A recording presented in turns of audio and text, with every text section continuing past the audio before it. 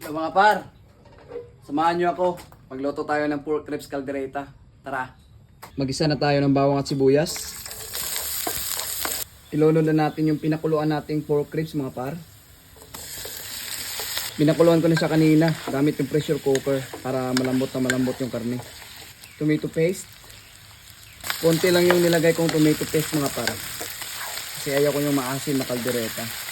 Saka hindi na din ako naglagay ng tomato sauce. Liver spread.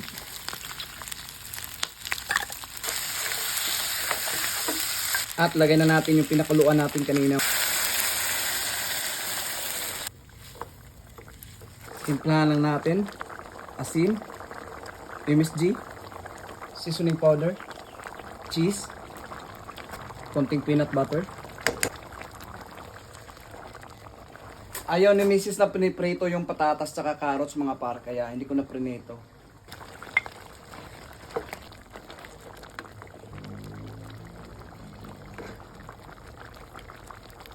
Kain tayo mga par.